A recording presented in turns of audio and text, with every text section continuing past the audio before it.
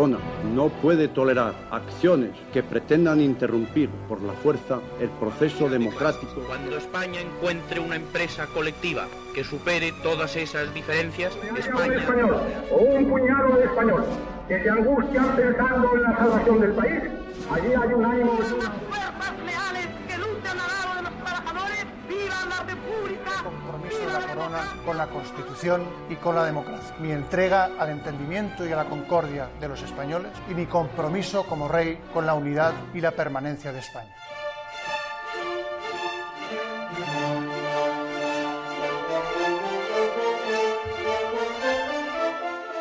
Hola y bienvenidos a Culturas Políticas, un podcast de Frontera Ediciones en colaboración con El Independiente.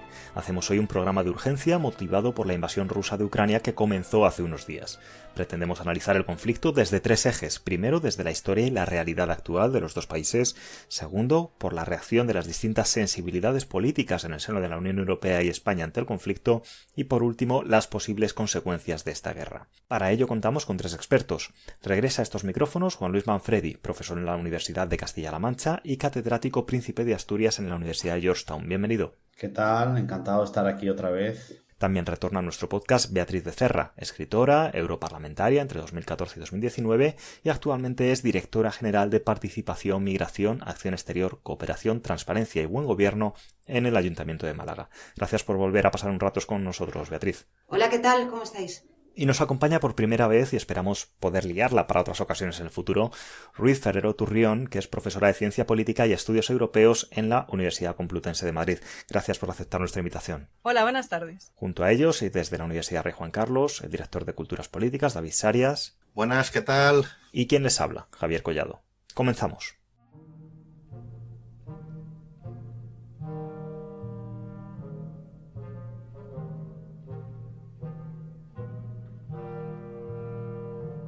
La reacción desde Europa parece ser más compleja de lo que cabría esperar ante una agresión ilegal, injustificada y que amenaza la estabilidad de toda Europa.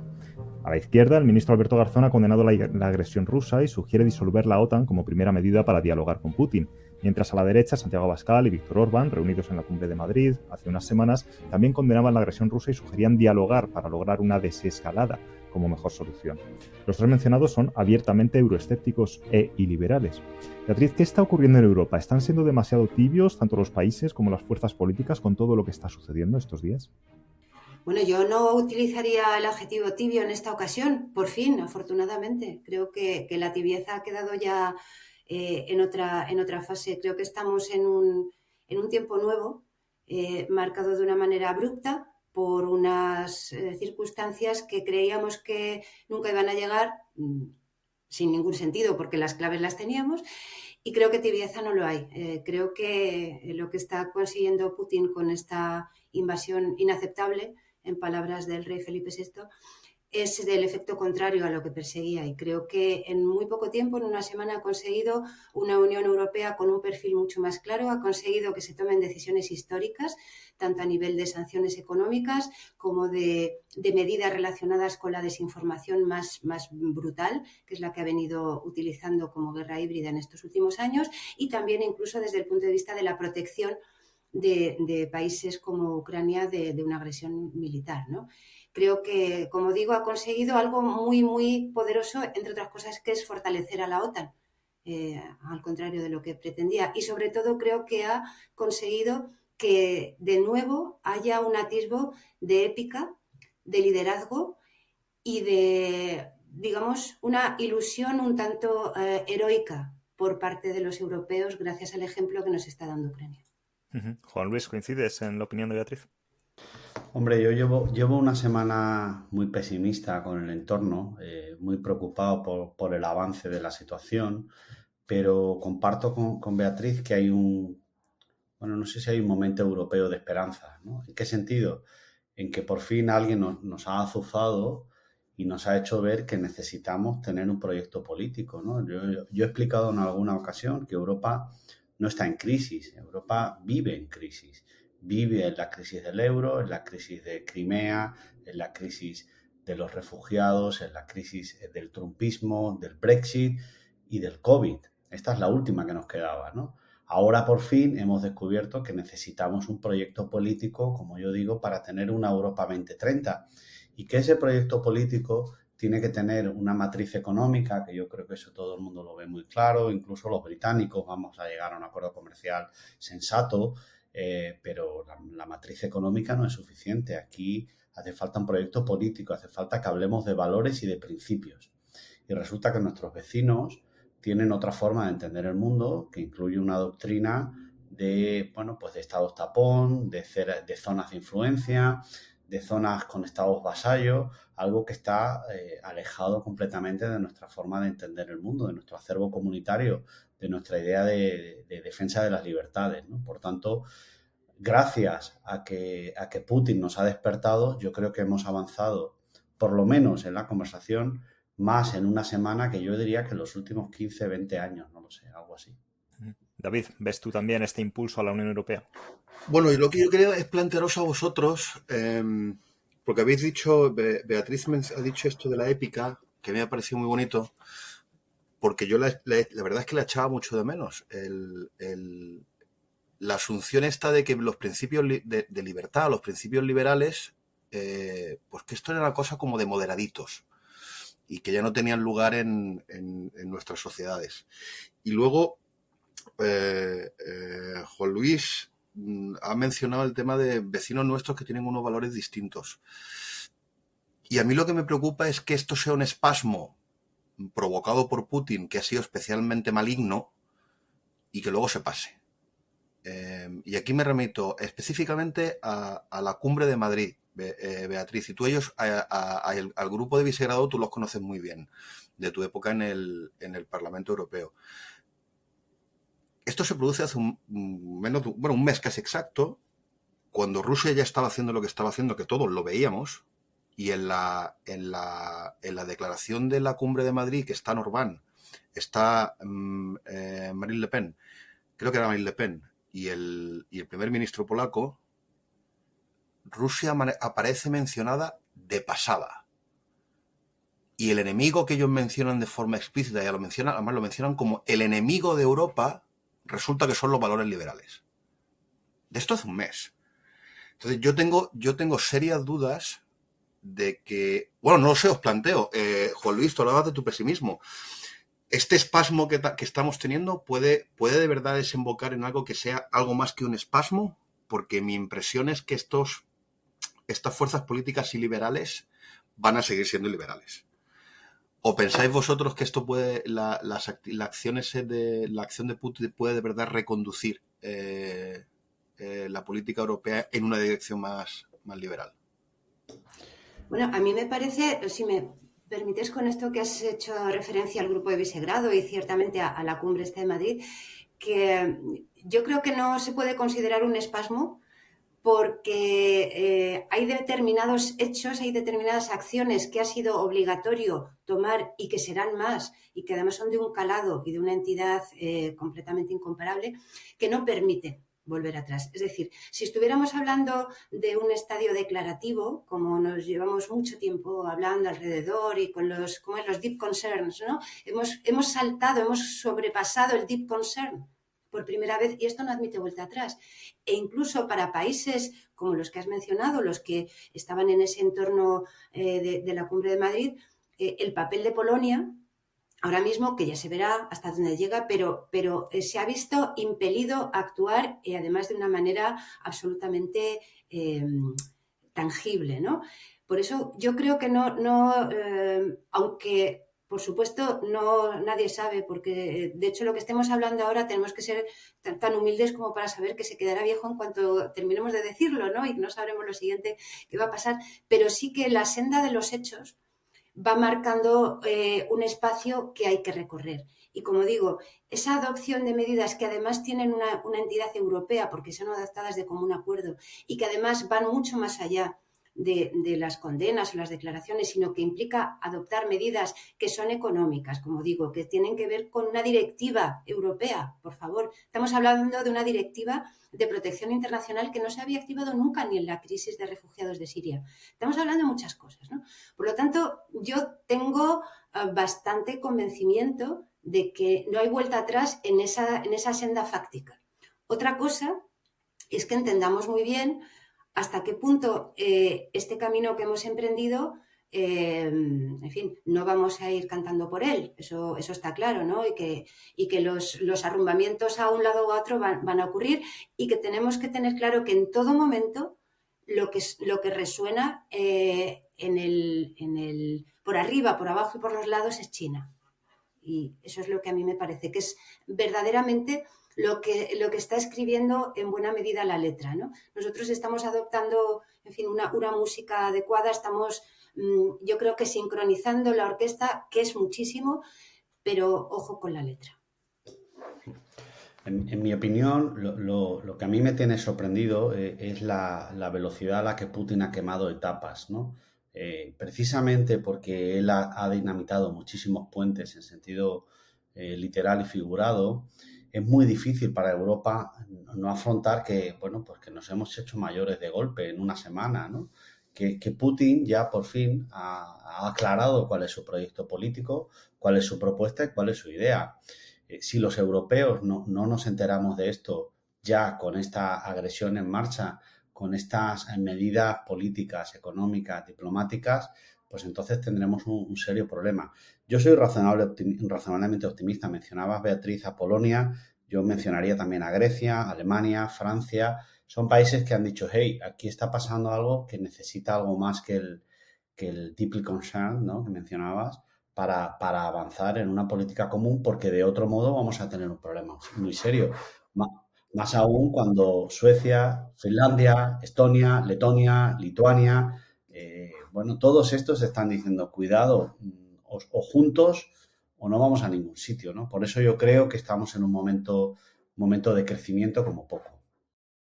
Bueno, yo creo que a mí por lo menos me ha sorprendido la reacción de la Unión Europea como un todo en la aprobación de los paquetes de sanciones, los primeros que se aprobaron, luego los más duros con la desconexión de algunos bancos rusos del sistema SWIFT, y estas últimas sanciones que anunciaron ayer en materia de transporte, de medios de comunicación, etcétera, etcétera. Yo creo que son las sanciones más duras que se han impuesto a un país. Nunca antes habían puesto unas sanciones de este tipo con el objetivo de ahogar la economía nacional de estas dimensiones. No se han puesto jamás este tipo de sanciones a Irán o a Venezuela, o ni tan siquiera se pusieron sanciones de esta dimensión con la anexión de Crimea, jamás. Y esto solo puede significar que obviamente estamos en un momento muy delicado. Lo positivo es que todos los estados han votado favorablemente a la imposición de los paquetes. Podíamos haber pensado que quizás alguno podía dudar, ¿no?, en relación con la implementación de estos paquetes, y sin embargo hemos visto que no les está temblando el pulso. Quiero apuntar también que creo que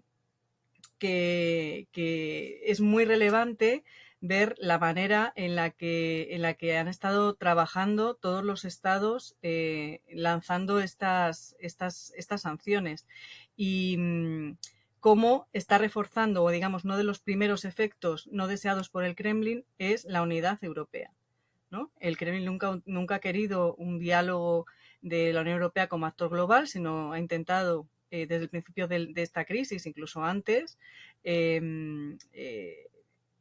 pues dialogar de manera bilateral con los distintos estados en un formato en el que se sentía mucho más cómodo, y generando, pues incluso contradicciones entre las posiciones de los distintos estados miembros. Y esta cruce de la línea roja de la guerra lo que ha hecho es básicamente unirnos mucho más. Veremos a ver si somos capaces desde la Unión Europea de aprovechar esta situación, este contexto, entre comillas, ventana de oportunidad, si no fuera por el drama de la guerra que estamos viviendo a 2 horas de Berlín. Pero sería muy bueno que se intentase aprovechar en esa dirección. En contra de esto, pues yo creo que una de las partes en las que más de acuerdo se están poniendo los estados es en en reforzar el vínculo euroatlántico en lugar de intentar trabajar en una autonomía estratégica que permita a la Unión Europea tener sus propios objetivos estratégicos al margen de Washington, ¿no? Esto se lo ha cargado Putin también. También creo que otra de las cuestiones que habrá que abordar en algún momento, quizás no ahora, pero más adelante, es ver cómo vamos a construir sociedades en las cuales estamos incrementando, y a la luz está que ha habido cambios de estrategia en materia de defensa, incluso en Alemania o Finlandia, cómo vamos a abordar la construcción de las sociedades europeas abiertas que están sostenidas en este momento, también gracias a la guerra de Putin, están financiando, digamos, cada vez más gasto en defensa, un gasto en defensa que además, a la luz de los acontecimientos, tampoco ha servido para disuadir al potencial enemigo de una intervención armada, sangre y fuego en un país vecino. Yo creo que estas son cuestiones sobre las que tendríamos que reflexionar. Ya digo que estamos en lo inmediato ahora del conflicto, de la guerra, ¿no? De la invasión, de la agresión rusa, pero creo que todo esto tiene que dar lugar a una cierta análisis y reflexión al respecto. Fíjate una cosa, Beatriz, y además tú has mencionado si estamos yendo rápido, que 0,5 ya hemos metido los chinos de promedio. Ya hemos ampliado el escenario de análisis a un escenario global.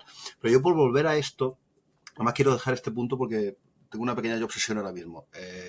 La diferencia entre los chinos y Putin es que Putin tiene la extraordinaria habilidad de penetrar el debate en el seno de las sociedades occidentales, cosa que China no ha conseguido hacer. Y él entra en ese debate intoxicando utilizando los argumentos sobre la Europa de las naciones, la autonomía nacional. Y yo se me quedó grabada la intervención de Jorge Buixadé, que no sé si llegasteis a ser compañeros en el dice que no, y veo por la cara que con alivio. Durante la misma noche de la invasión, Buixadé se desmarca diciendo que es que hay que desescalar. ¿Pero cómo desescalar? Pero con los tanques con los paracaidistas en el aeropuerto de Kiev. Y se desmarca con un discurso que es indistinguible del de Podemos. No, es que hay que negociar y desescalar. Pero David, es que es el mismo. Es que donde mejor se determina las dos caras de la moneda y cómo son decalcaditos los discursos, las posibles adecuaciones a todo lo que vaya pasando de la extrema izquierda y de la extrema derecha populistas, es en el entorno europeo, porque les pierde ese marco, ¿no? Ese marco europeo. Y son calcados. Yo sí estaba quien sí estaba en mi época era Pablo Iglesias. Y yo tengo muy recientes lo recuerdo muy bien, las cosas que pudo él argumentar y decir en 2014, que estábamos con la invasión de Crimea. Es decir, eso está claro. Lo que ahora pueda decir Vox o Buixadé, pues es lo mismo. Entonces, están tan a expensas de que les validen y de que les refrenden y de que les acojan y, en fin, abriguen, que son calcados. Pero que eso que decías tú del calado del discurso de Rusia respecto al de China, yo no estoy de acuerdo. No estoy de acuerdo, no en que Rusia, por supuesto, ha puesto en el centro de su acción la comunicación, eso está claro, no voy a descubrir nada porque todos lo sabemos, ¿no? Que lleva 8 años de manera estructural, sistemática y doctrinal incorporado a su formato de guerra. Pero China está por encima de Rusia en todos los sentidos. Como cuando decía que estaba por encima, por debajo y a los lados, en el caso de Rusia es lo mismo. Rusia ahora mismo está en buena medida a expensas de lo que haga China, o al menos es lo que yo considero. José Luis, ¿tú cómo lo ves? Porque tú es una de tus grandes áreas de especialidad, la comunicación política, estas guerras híbridas. Y yo, a pesar de lo que diga, o añadiendo a lo que dice Beatriz, a mí me genera más preocupación la capacidad rusa de penetración. Ellos conocen mucho mejor nuestro ecosistema político. Incluso los iraníes, cuando tenían Hispan TV, tenían una habilidad enorme. y aquí nos remitimos a la relación entre Hispan TV y Podemos, por ejemplo, que yo no detecto en los chinos. Yo creo que los chinos van de otra cosa y no han sido capaces de penetrar nuestro ecosistema o esa impresión tengo yo, nuestro sistema nuestros sistemas políticos, nuestra conversación. Rusia sí lo ha hecho, comparativamente con mucho éxito. No sé si tú esto lo ves como una... A ver, a lo que voy al final es que, mira, esto no se va a solucionar mientras Putin siga en el poder. Y lo demás son paños calientes. Por esa capacidad de penetración que ellos tienen en nuestro ecosistema político y comunicativo. Entonces, no sé si tú coincides con Beatriz o eres un poquito más pesimista como soy yo. No, a ver, yo marcaría una diferencia en términos de comunicación política entre la estrategia rusa y la estrategia china, ¿no? La estrategia rusa encaja bien con la doctrina europea porque se apalanca en nuestras debilidades, aprovecha nuestro sistema, ¿no? Por ejemplo, yo tengo enormes problemas para aceptar sin fisuras el cierre de RT y Sputnik porque mi lado izquierdo me dice que la libertad de expresión es sagrada. Mi lado derecho me dice que eso no es libertad de expresión, que es propaganda. Pero aún así tengo problemas. Es decir... Juan Luis, un segundo. Aquí tenemos que traer a Beatriz, que se ha expresado con mucha contundencia y yo tengo las mismas dudas que tú, ¿eh? Las mismas. Dejarme terminar. Entonces, ellos utilizan nuestro sistema para apalancar sus valores. Por tanto, es muy difícil extirpar ciertas cosas literalmente sin hacernos daño, ¿vale? Es decir, porque por lo menos tenemos que discutir sobre libertad de expresión y quién es un periodista, quién es un agente extranjero, quién es un espía. Y esto, para nosotros que somos europeos, pues requiere tiempo, dedicación, un reglamento, seguridad jurídica, una serie de cosas que a los rusos no les interesa. Lo novedoso de los rusos es que su reputación no les importa. A nadie le importa en Rusia qué opinamos sobre sus oligarcas o qué opinamos sobre su estado de gobierno. No les interesa, no tienen ese problema. Esto es lo sustancialmente diferente de la estrategia de diplomacia pública china. Los chinos tienen un enorme cuidado en cómo se gestiona su reputación, qué pensamos de ellos, cómo construyen valores positivos, cómo construyen relaciones estables de largo alcance, cómo invierten en finanzas, en infraestructuras, en todo, permitidme, en todo lo positivo, ¿no? Son dos estrategias completamente opuestas y que no tienen continuidad, ¿no? Es decir, no son comparables porque tienen objetivos distintos, ¿no? Por tanto, esa sería un poco el primer momento de separación entre una estrategia de comunicación basada en construir reputación y una estrategia rusa basada en a mí todo me da igual y quiero una estrategia basada en los compatriotas, en las respuestas emocionales, en el caos que supone la Unión Europea, en los valores liberales como un desastre para la ortodoxia de la Rossiki Mir. Bueno, pues son dos modelos muy distintos y a los europeos pues esto nos genera bastantes problemas. Beatriz. Sí estoy de acuerdo con Juan Luis, es que no estamos hablando de estrategias de comunicación, o al menos así no se plantea. En el caso de China, efectivamente, una cosa es la diplomacia pública y cómo plantea su comunicación como país. En el caso de Rusia es que no hablamos de eso, hablamos de un arma de guerra aceptado, definido y estructurado como tal, asumido por el propio gobierno de Putin y asumido por todos los altavoces y todas las herramientas que tienen. No es un medio de comunicación. Ese es el error, pensar que hablamos de medios de comunicación y de periodistas. No lo son. Están dedicados a cumplir una función y ellos mismos se han autodefinido, tanto el propio Russia Today en su día como los demás altavoces de esa órbita, como tan necesarios como el Ministerio de Defensa, porque de lo que se trata, para lo que están y como tales se han definido, es para crear audiencias afines para cuando llega el momento de activarlas. No se trata de que cuenten más o menos, no, están dirigidas por un lado a su público interno, porque su principal función es tratar a su gente descontenta, a los rusos descontentos, y por otro lado, para lo que les sirve de puertas afuera, es precisamente para tener huestes preparadas, audiencias listas para cuando llegue el momento como es el ahora, ¿no? Juan Luis. Yo quiero señalar otro de los problemas que generan las sanciones en el corto plazo y que nos van a impedir tener una decisión, una estrategia a largo plazo.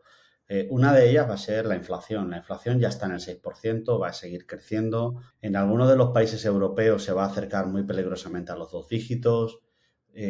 Cuando tenemos inflación, y no os quiero ni contar aquí en Washington, que es la única obsesión de la presidencia Biden, es la única obsesión en la inflación, porque está arruinando a la clase media americana, está incrementando los precios de la gasolina y determinados productos básicos de la cesta de la compra. Cuando tenemos inflación no podemos pensar en largo plazo. Tenemos que cortar eso como sea. Y eso tiene una segunda derivada, que es en nuestro discurso europeo, toda la transición energética, todos los fondos Next Generation y todo esto está pensado para un cambio a una generación. ¿Podemos aguantar una generación? Este es un problema interesantísimo. Es decir, tenemos que elegir entre lo corto y lo largo, tenemos que bajar la inflación como sea, y mientras tanto hay un señor con los precios del crudo disparados, con los precios del gas disparados, con el precio del trigo disparado. Bueno, pues cuando yo me he manifestado como en una posición más crítica con las sanciones económicas es porque creo que las externalidades para los europeos van a ser gigantes. Y eso hay que ponerlo sobre la mesa. Va a tener consecuencias en el crecimiento económico, va a tener consecuencias en el desempleo, vamos a tener problemas migratorios. Bueno, las sanciones económicas, por concluir este punto, no son un botón nuclear para acabar con la guerra. Entonces, necesitamos que esas sanciones vayan con medidas políticas, con medidas diplomáticas, con otras medidas, ¿no? Entonces, ¿qué problema hay? Y concluyo aquí, pues que no tenemos tiempo. Ese es el problema que hay. Este es el problema. Sí, yo creo que las sanciones, la adopción de estas medidas económicas de sanción a Rusia por la agresión a Ucrania no nos van a ayudar, por supuesto, en un camino que ya habíamos emprendido terrible de inflación. Claro que no ayudan, pero no lo han provocado. Es decir, ya estábamos ahí, ya estábamos colocados ahí, ya teníamos un problema energético gravísimo que lo marca todo, tenemos un problema de desempleo gravísimo que lo marca todo. Tenemos en Europa una gran deficiencia a la hora de la creación de nuevas formas de empleo, sobre todo para los jóvenes, y eso no lo ha provocado Rusia. Entonces, que dentro de la dureza que va a ser, por supuesto, para todos nosotros, las consecuencias que va a tener en el incremento de precios de muchas cosas, como cosa inmediata, lo que yo creo que sí va a suponer es que, por lo menos en lo que se refiere a la política energética, y ya lo estamos viendo con Alemania, va a haber que dar pasos adelante muy importantes. Esa es otra de las cosas que ha conseguido Putin, ¿no? El repensarnos las nucleares, por ejemplo, y el dar un empujón enorme a las renovables. Es decir, gracias, Vladimir. Sobre las externalidades negativas que comentaba Juan Luis, sí apuntar, por ejemplo, este fin de semana el ministro Álvarez decía en una entrevista que la Unión Europea dará ayudas a los sectores más perjudicados por estas externalidades negativas. Bueno, claro, ya puestos a generar deuda sobre el PIB con el 20 y tantos %, ¿no?, que hemos generado de más casi todos los países europeos, pues ¿hasta dónde vamos a poder seguir subiendo, ¿no? Ruth, perdón. Sí, muy de acuerdo con lo que planteaba Juan Luis y con lo que plantea Beatriz también. Es decir, a mayor intensidad en las sanciones, hemos dicho que son las sanciones más duras que se han impuesto jamás ante un país, lo que tenemos que empezar a asumir y nuestras autoridades públicas tienen que empezar a decir, yo no sé si el presidente lo dirá en algún momento, es que a más dureza en las sanciones, más impacto en nuestra sociedad y que va a haber que apretarse el cinturón, porque es verdad que el 7,3 o 7,4 de inflación que ha salido hoy, del dato de inflación en España, no recoge el conflicto, no recoge la guerra. Por lo tanto, eso venía ya de antes. Y lo que hace ahora mismo el tener una guerra en las fronteras que afecta, que impacta directamente con mucho miedo en toda la arquitectura de seguridad europea, lo que hace es desviar parte de esos fondos de recuperación también a esos gastos de defensa y dejar de lado pues otro tipo de cuestiones que eran las que estaban involucradas en todos esos planes estratégicos nacionales que se han presentado, ¿verdad? Que España era como el puntero, ¿no? El que mejores notas estaba sacando. Todo eso va a tener que cambiar, ya no sirve, eso se va a la basura. Eso se va a la basura porque ahora mismo, como estamos en el corto, que decía Juan Luis, obviamente lo que se va a hacer es incrementar el gasto en defensa. Y se van a disparar el gasto en defensa. Es decir, el anuncio que hace Scholz ayer es tremendo en términos de política de defensa alemana, en términos de historia de política de defensa alemana. en términos del impacto que va a tener en la sociedad alemana, ¿no? Un 2%. Estamos hablando de una barbaridad. Y esto obviamente va a tener una repercusión en el consumo de los ciudadanos y las ciudadanas, no solo en el ámbito, no solo en la parte de hidrocarburos, no solo en la parte de importación del maíz y el trigo, ¿no? Que mencionaba Juan Luis, que somos dependientes, concretamente el caso español, somos dependientes en un 40% del maíz procedente de Ucrania, y de un 30 y tantos % del trigo de Ucrania y de Rusia. Bueno, pues esto va a hacer subir el pan, es que es literal, ¿no? El precio del pan, que ya había subido en torno al 5%, al 10% a principios de año, ahora se va otra vez a disparar, va a volver a subir. Y sí que creo que la cuestión es, si estamos solamente pensando en el corto, solamente haremos esa inversión en ese paradigmático Fondo para la Paz que va a mandar armas letales al territorio ucraniano.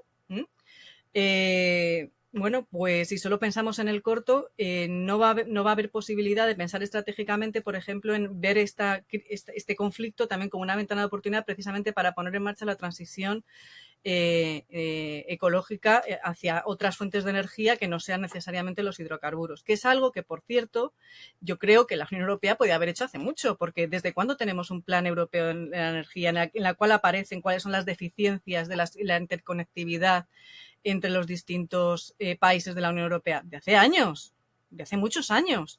Y, sin embargo, la Unión Europea y los Estados miembros no han tomado la determinación de apostar por eso, ¿no? Precisamente Scholz en su discurso también hacía alusión a esto. David, sí, pero ya llega tarde, fíjate, llega tarde porque ¿de cuándo es? No recuerdo, yo creo que es el de 2005. Pero llega tarde porque se trata de decisiones de los estados. Sí.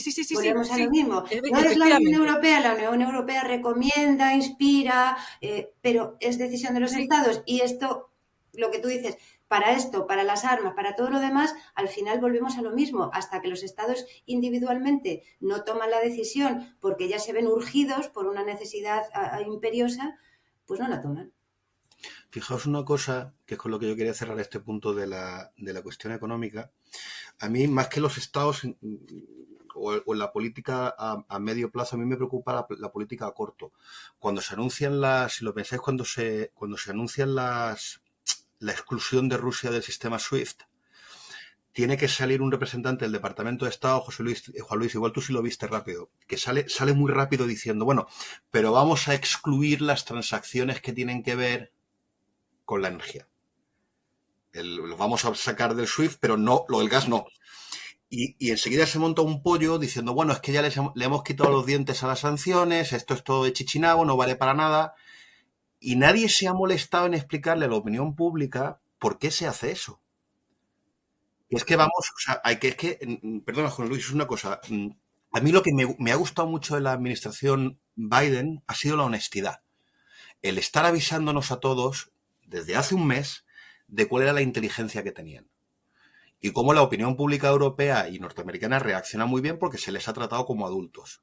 Y además ha puenteado a Putin con esta estrategia de apertura y de honestidad.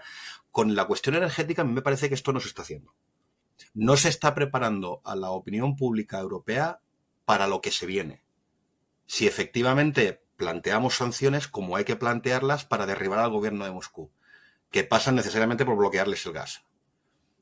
O restringirlo muchísimo. Y eso va a tener un impacto, como estáis contando, inmediato sobre la inflación.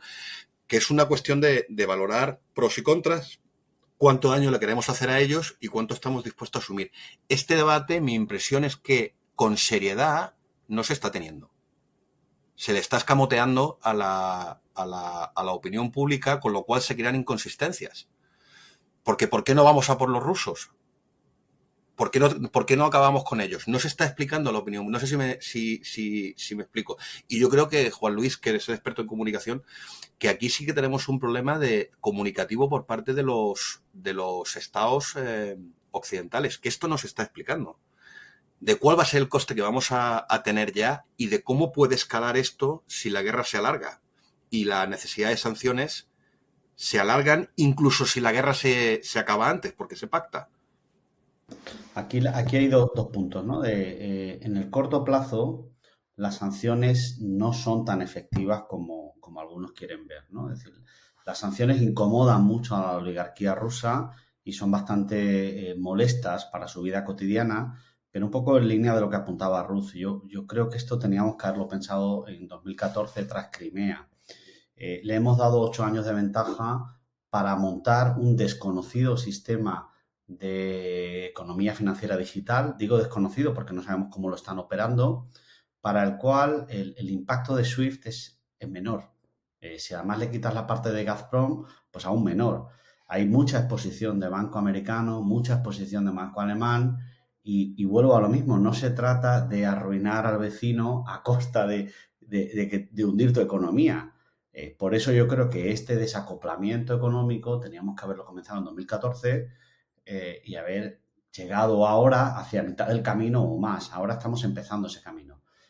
Como me gusta ser optimista, yo creo que por fin vamos a poner sobre la mesa que el dinero de oh sorpresa que está en la City, oh sorpresa, viene de un sitio que no nos gusta o que no comparte nuestros valores, o que esas casas que están comprando y vendiendo en Marbella y en no sé dónde, oye, qué sorpresa, ¿quiénes son?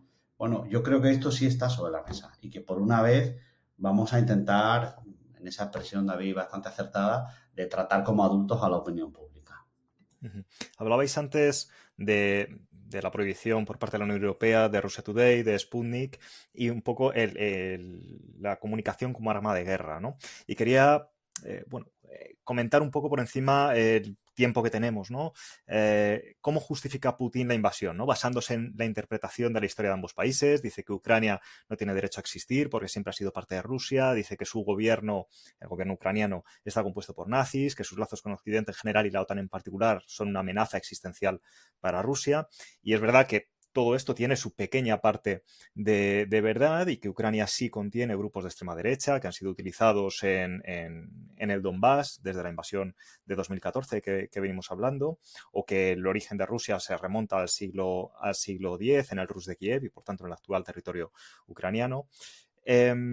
La OTAN, por supuesto, se ha ido extendiendo, pero bueno, todos estos argumentos que evidentemente están regurgitando Sputnik, que está regurgitando Russia Today, ¿hasta qué punto consideras que pueden ser válidos, Ruth, tanto de cara, evidentemente, a la opinión internacional como sobre todo de cara a la opinión pública interna del pueblo ruso?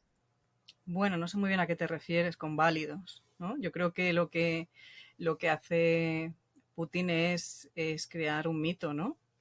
Un mito fundacional de la nación sostenido sobre cuestiones sentimentales que hemos visto en otros sitios, ¿no?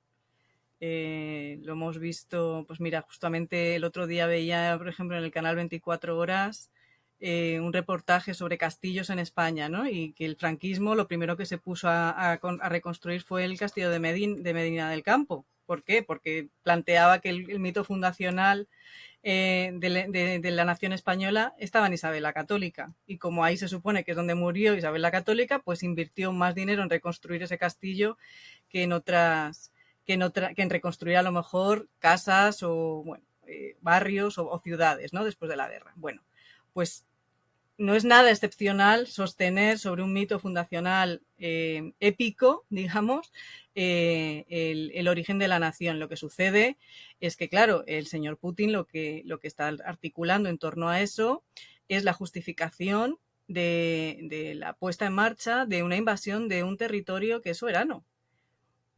Y que no acepta, y además lo hace vinculando todo ese origen de la Rus de Kiev con el imperio zarista y con el imperio soviético.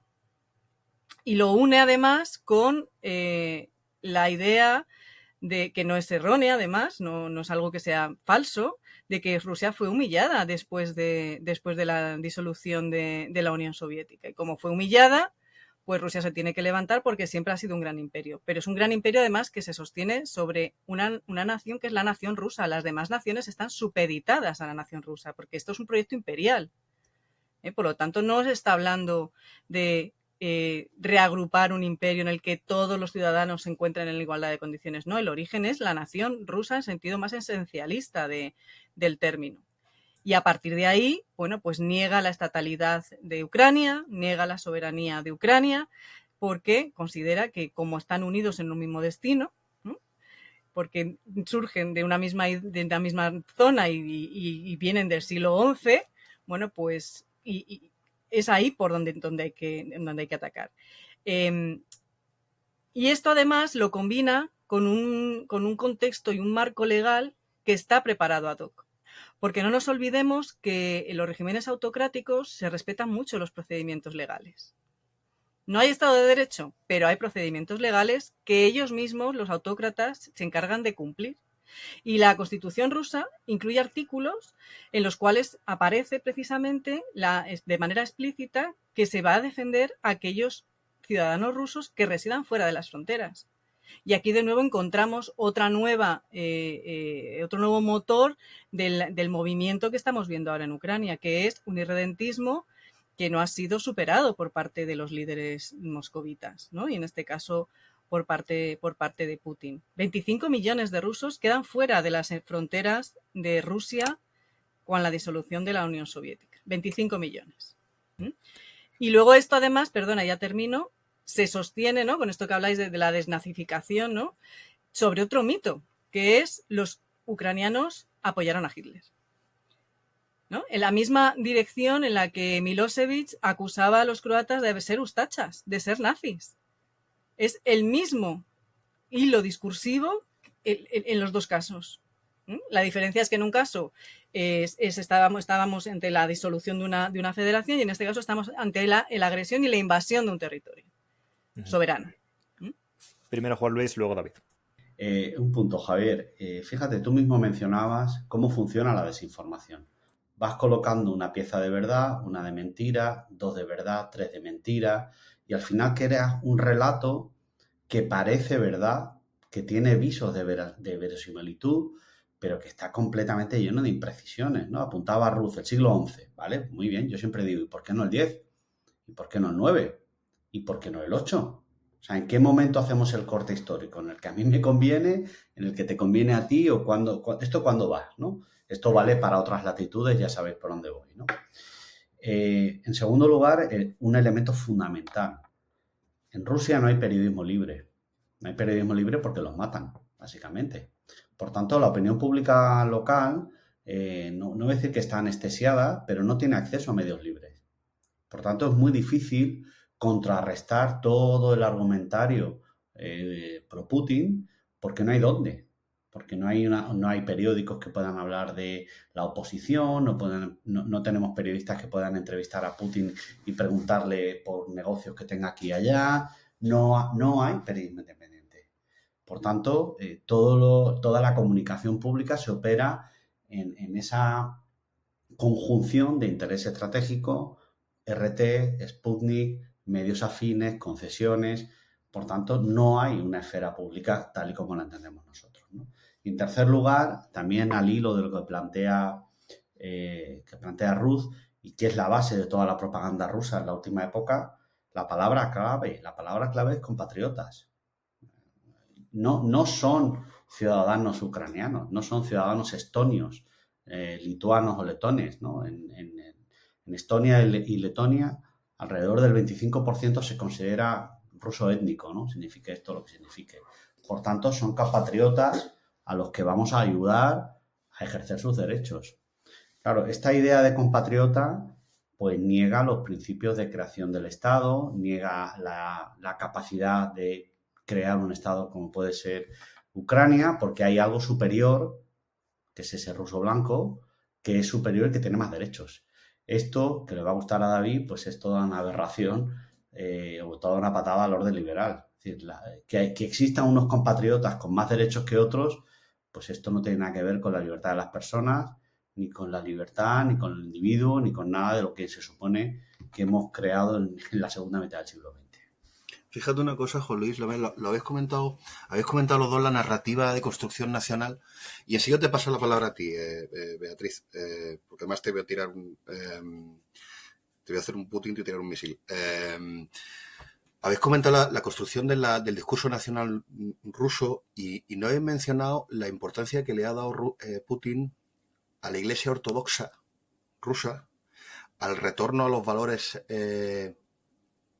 premodernos, si quieres, de la nación cultural más iliberal. Y sobre todo, que es lo que a mí me preocupa más, y volviendo a cómo hemos empezado el debate, cómo ese discurso ha calado entre ciertos sectores de la opinión política occidental, que perciben a Putin como el campeón de los valores, vamos a decir tradicionales, muy entre comillas. El campeón de la recuperación de la dignidad de las naciones. Y cómo Putin se ha erigido en líder de una serie de una cruzada iliberal que tiene sus seguidores y tiene su público en Europa a través de medios como, por ejemplo, Russia Today.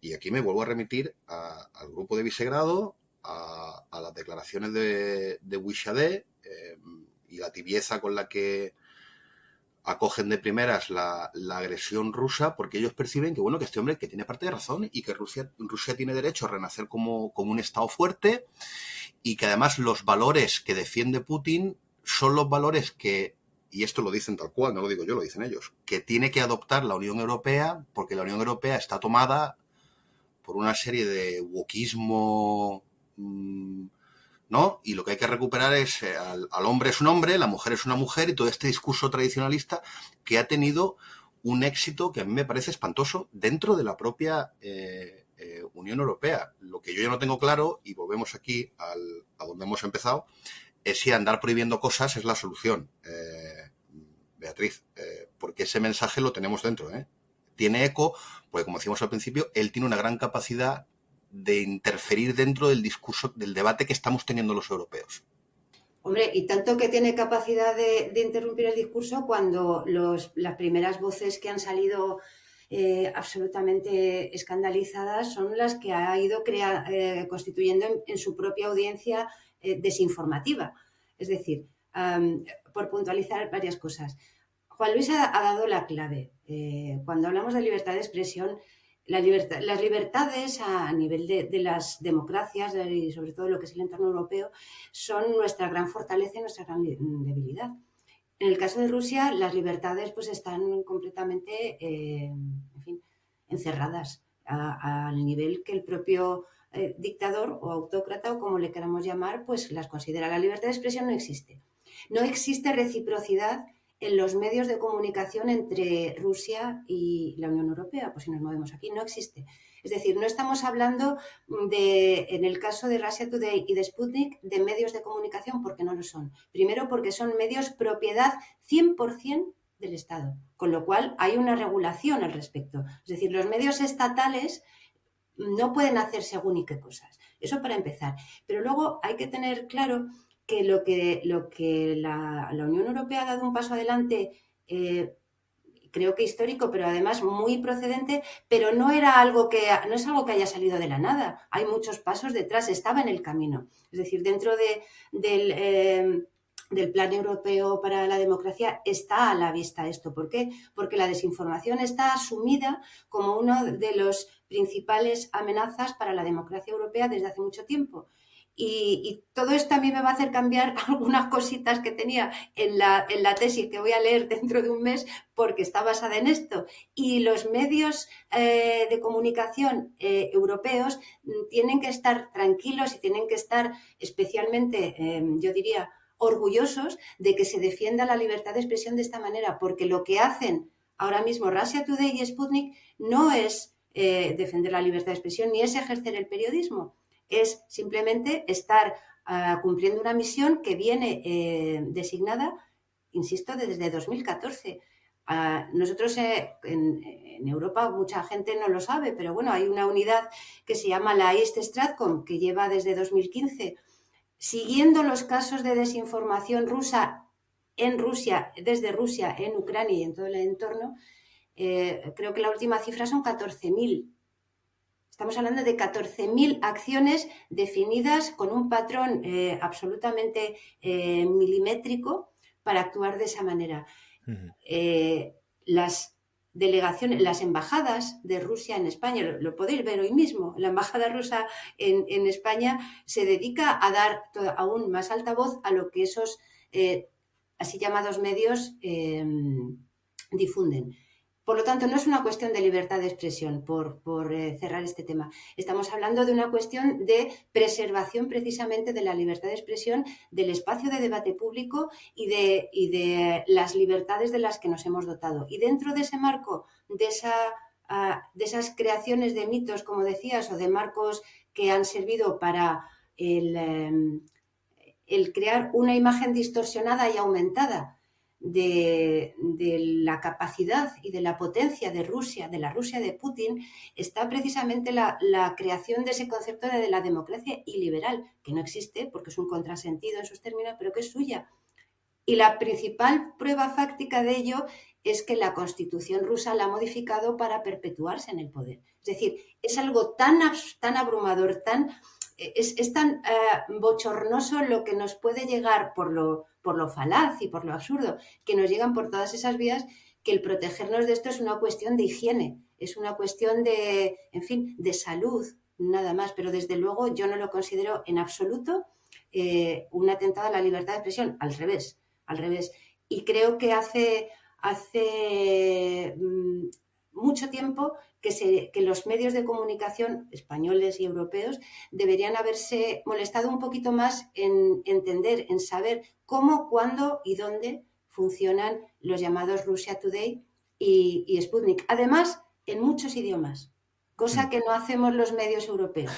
Trabajar en todos los idiomas. Cerramos contigo el bloque, te pido también brevedad, porque si no, os tenéis que ir todos, si no nos da tiempo a una última pregunta. A ver, voy a discrepar de manera amistosa con Beatriz en esto, ¿no? Yo creo que me sitúo también un poco, he llegado un poco más tarde en lo que en este punto del debate, pero creo que sí, yo también me encuentro en esa disyuntiva, ¿no? De hasta qué punto ¿dónde se va a poner el límite en posiciones discrepantes, digamos, con el mainstream a la hora de cerrar medios de comunicación, asociaciones de prensa, propaganda, me da lo mismo, llamémosles X, ¿no?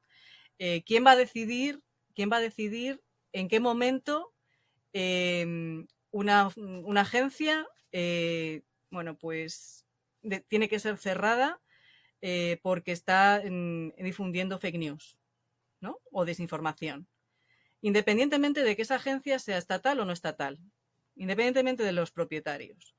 Y yo creo que eso es entrar en un terreno muy pantanoso por una razón, porque si no sabemos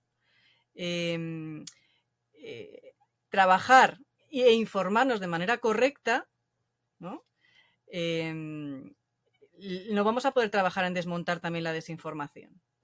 Y eso yo creo que es el gran esfuerzo que hay que hacer, que es trabajar para desarticular efectivamente las noticias falsas y las desinformaciones, ¿no?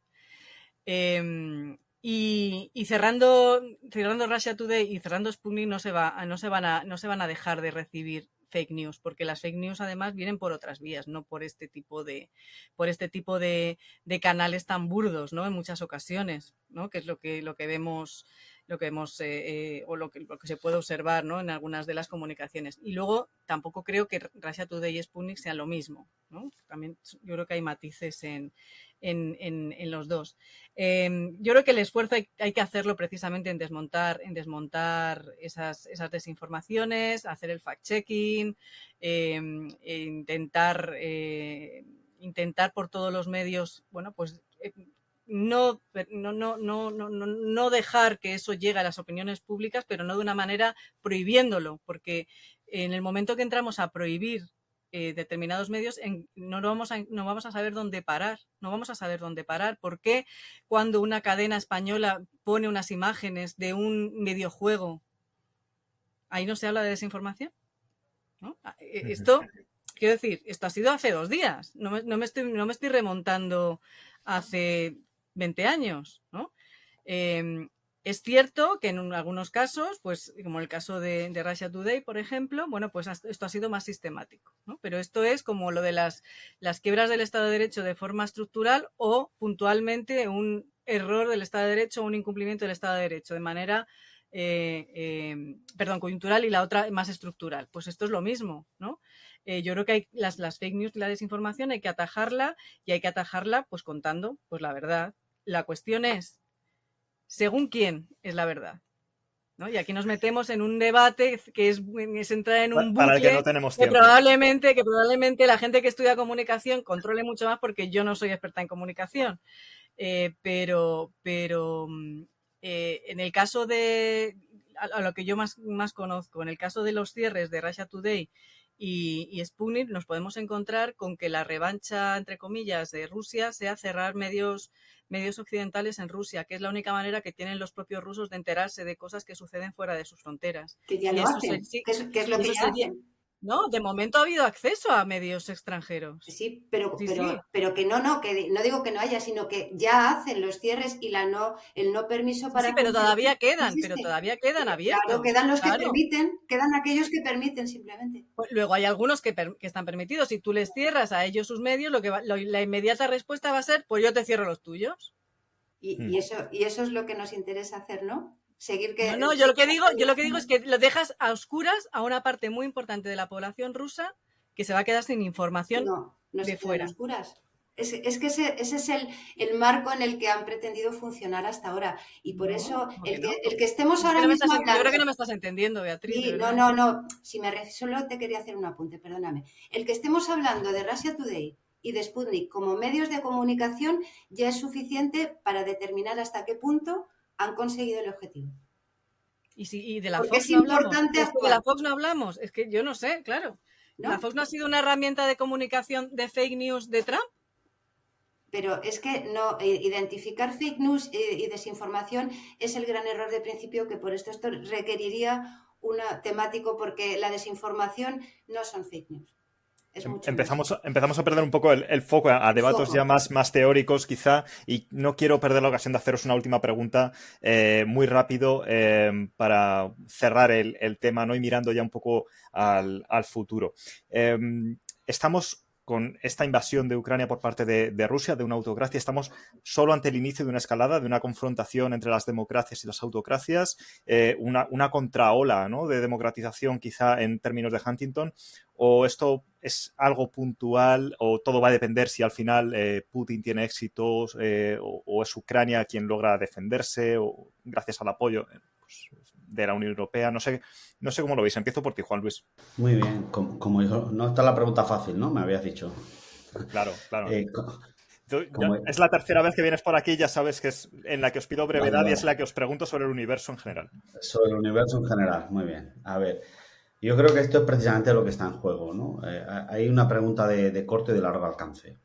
La pregunta no son las instituciones, no es la Unión Europea o la OTAN, sino los valores y principios, ¿no? Si ganan determinadas posiciones, lo que vamos a ver es un declive muy acelerado de las instituciones como la Unión Europea, también la OTAN, también el vínculo transatlántico y algunas otras, y esto sí es preocupante, esto es muy preocupante. Por eso yo creo que hay que afrontar este desafío como lo que es una negación de un sistema que tenemos estructurado, de un sistema, por hablar en terminología histórica, de una vuelta a Yalta en 1941, donde yo reclamo mi derecho a tener esferas de influencia, estados vasallos, estado tapón, llámalo como tú quieras, y esos estados son de segunda clase, porque aquí el que importa es el mío y el tuyo. Esto es lo contrario a lo que hemos venido predicando, donde los estados se organizan con arreglo a determinadas normas, cumplen o no cumplen, se les puede reclamar determinadas cuestiones o no, podemos tener algún tipo de mejora, ¿no? Las democracias son sistemas imperfectos, pero avanzan, o volver a un modelo donde, tenemos un estado principal y otros vasallos. Yo creo que es un momento muy delicado. Yo no querría vincular el futuro de Ucrania al futuro de Taiwán, no es tan inmediato, no es tan causa-efecto, ¿no? Porque es lo que está es el elefante en la habitación, pero sí que es verdad que de cómo salga Rusia de fortalecida o debilitada, sí que veremos algunos otros movimientos en determinadas latitudes. Hoy mismo leía la preocupación o el deseo, ¿cómo diría yo? El deseo de Japón de algún tipo de respuesta más explícita, ¿no? Porque ellos sí que tienen detrás a su propio elefante chino y necesitan saber que hay un bloque interesado en defender determinados valores y principios, ¿no? Esto lo he leído esta mañana, me parece relevante. Pero insisto, vincular Ucrania a Taiwán, cuidado, porque las analogías y las similitudes en política, en historia, en periodismo nunca funcionan bien, porque son siempre casos distintos, pero algo de esto hay, ¿no? Instituciones y principios. Beatriz. Yo creo que el conseguir agrupar a toda la humanidad prácticamente en torno a esta, en fin, a esta urgencia por defender lo que hemos visto de manera definitiva que se podía acabar, es el gran fracaso de Putin. Creo que la guerra la ha perdido en ese sentido. Es decir, pase lo que pase, aunque apriete el botón nuclear, por decir la máxima barbaridad, ¿no? Que yo creo que es la primera vez que lo vemos, que vemos realmente que hay alguien que puede hacer algo que acabe con todo. Y creo que eso marca un antes y un después.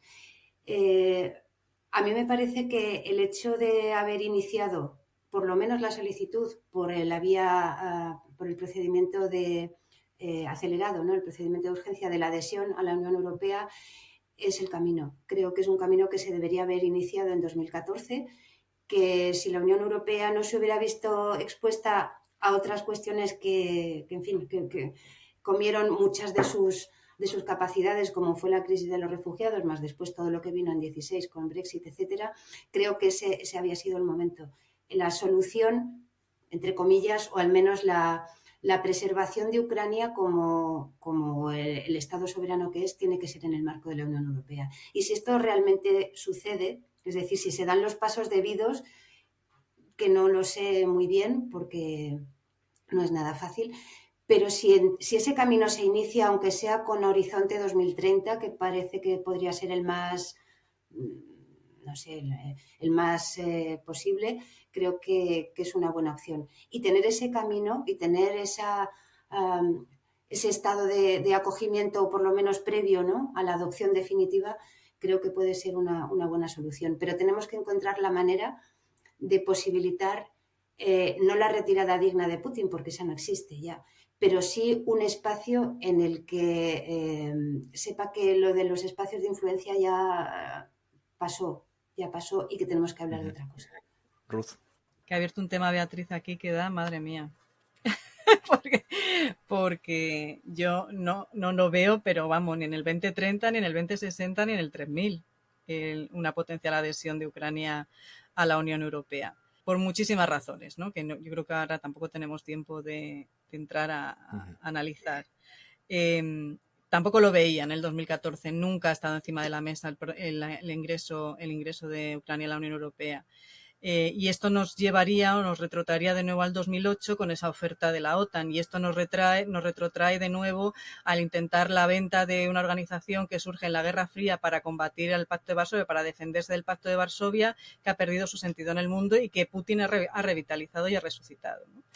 Entonces se trataría de volver a hacer distintas genealogías en las cuales probablemente tengamos posiciones muy diferentes, ¿no?